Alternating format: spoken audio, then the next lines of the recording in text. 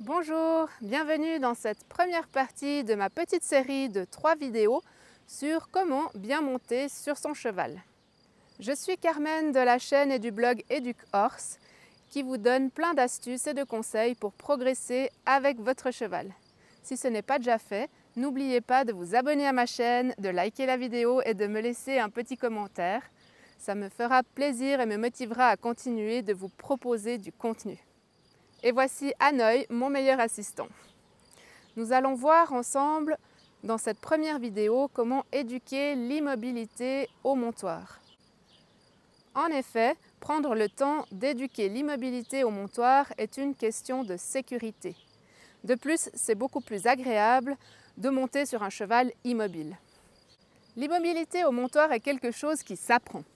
Comme vous pouvez le voir, je n'ai pas mis de selle sur le dos d'Hanoï, simplement parce que lorsque je travaille l'immobilité au montoir, je ne monte pas sur mon cheval. Pour comprendre comment le cheval peut apprendre à être immobile au montoir, il faut pouvoir se mettre à sa place. Si à chaque fois que vous l'amenez au montoir, vous montez directement sur son dos et que vous travaillez, le cheval ne va pas faire une association attractive avec le montoir. Pour que le cheval ait envie de rester immobile au montoir, il faut rendre ce montoir attractif. Je vais vous expliquer comment faire.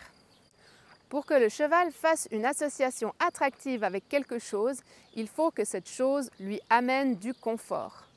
Donc si vous voulez que votre cheval fasse une association attractive au montoir, il faut que vous mettiez du confort au montoir.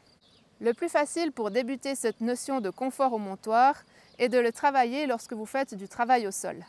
Pour que vous soyez à l'aise au sol, il y a quelques exercices préparatoires à maîtriser avant pour pouvoir travailler efficacement.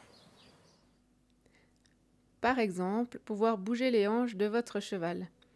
Cela vous permet de pouvoir mettre du travail en étant éloigné du montoir. Un autre exercice utile est le reculer à la pression du licol. Le cercle est aussi une bonne manière de travailler son cheval en dehors du montoir. Mais si vous ne le maîtrisez pas, c'est pas grave. Bouger les hanches et reculer le cheval seront déjà suffisants. Ce que je suis en train de faire ici, c'est de travailler mon cheval normalement pendant quelques minutes, puis ensuite je vais aller lui proposer de faire une pause à côté du montoir. À chaque fois que je vais laisser une pause à mon cheval, je vais venir la faire à côté du montoir. Pour amener mon cheval au montoir, je monte d'abord moi-même sur le montoir, puis je fais venir mon cheval à côté, et une fois qu'il est immobile, je vais en profiter pour le gratouiller. À ce moment-là, si mon cheval bouge, ce n'est pas grave du tout. Je vais me dire plutôt que c'est une super opportunité pour lui apprendre l'immobilité au montoir. Donc s'il bouge, je vais soit le faire bouger depuis le montoir, comme je le fais ici, en bougeant ses hanches puis ses épaules, jusqu'à le replacer correctement au montoir et lui proposer à nouveau une pause. S'il reste immobile, bien sûr, je le caresse, je le félicite. Si mon cheval bouge beaucoup au montoir, je vais plutôt décider de m'en éloigner pour retourner simplement travailler comme je le faisais avant. À nouveau, je lui propose de bouger les hanches, reculer, et puis ici, je vais même le mettre sur le cercle pour le travailler. L'important, c'est que lorsque je le travaille, il n'y ait pas de pause, et puis c'est vraiment, voilà, travail, travail.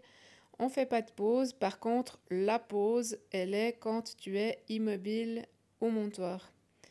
Et vraiment, c'est une bonne manière de mettre le confort vers quelque chose que l'on a envie, parce que le cheval aura vraiment la motivation d'aller se placer là où on veut. Et on peut faire bien sûr ce même travail pour plein d'autres choses, comme par exemple le van.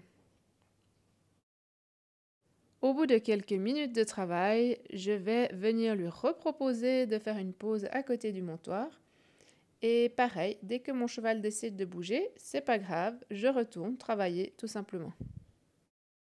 En travaillant comme ça, vous allez faire en sorte que votre objectif, qui est l'immobilité de votre cheval au montoir, devienne aussi l'objectif de votre cheval.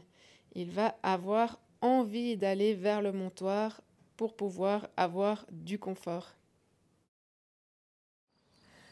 L'étape suivante se fait lorsque le cheval a déjà associé le montoir à quelque chose d'attractif. Il faudra donc peut-être plusieurs séances au sol jusqu'à ce que votre cheval ait associé le montoir à un moment de calme et de confort. Donc, pour l'étape suivante, vous allez mettre la selle sur votre cheval et vous allez débuter par du travail au sol et venir mettre le confort au montoir comme nous l'avons fait précédemment. Mais cette fois, lorsque le cheval sera au montoir, vous allez d'abord venir toucher la selle, faire un peu de bruit, agiter un peu votre bras au-dessus de sa tête, au-dessus de la selle, pour être sûr qu'il n'y ait pas de réaction de fuite.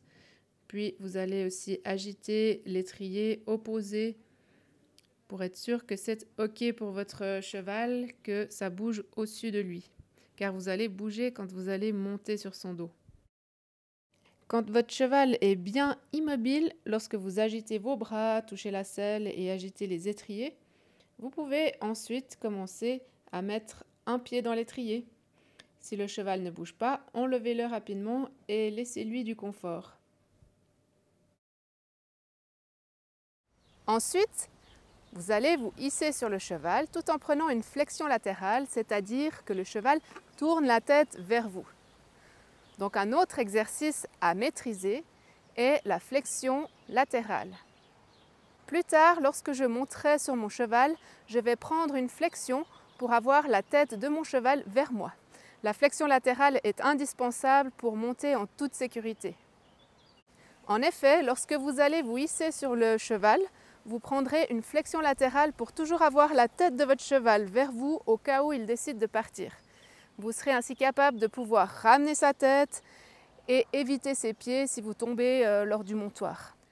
Pour prendre une flexion latérale, placez-vous derrière le passage de sangle de votre cheval. Ensuite, levez votre main qui tient la longe et coulissez avec l'autre. Puis fermez vos doigts progressivement en amenant votre main à l'épaule de votre cheval, tout en décrivant un arc de cercle. Relâchez très rapidement la longe dès que le cheval cède à la pression. Si le cheval bouge à ce moment-là, maintenez la pression jusqu'à ce qu'il arrête ses pieds, puis relâchez.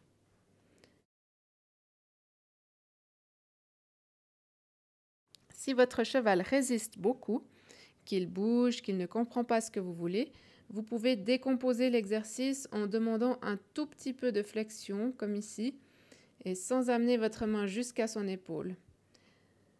Il est important pour le montoir que vous soyez capable de prendre une flexion latérale sans que le cheval ne bouge, pour des questions de sécurité.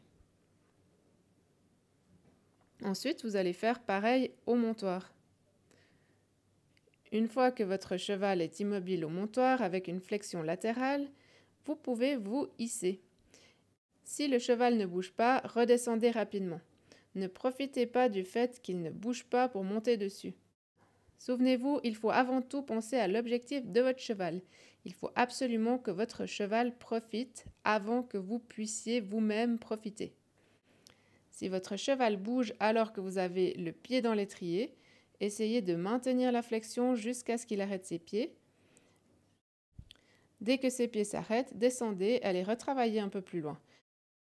Ça va sûrement prendre un peu de temps à éduquer votre cheval à être immobile au montoir, mais ça en vaut vraiment largement la peine. Car après, vous aurez un cheval bien éduqué pour le reste de votre vie avec lui. Et vous serez capable de remonter sur son dos dans n'importe quelle situation. Par exemple, en balade, si vous avez dû descendre, ramasser quelque chose, eh bien, vous pourrez remonter sur son dos sans qu'il ne parte sans vous.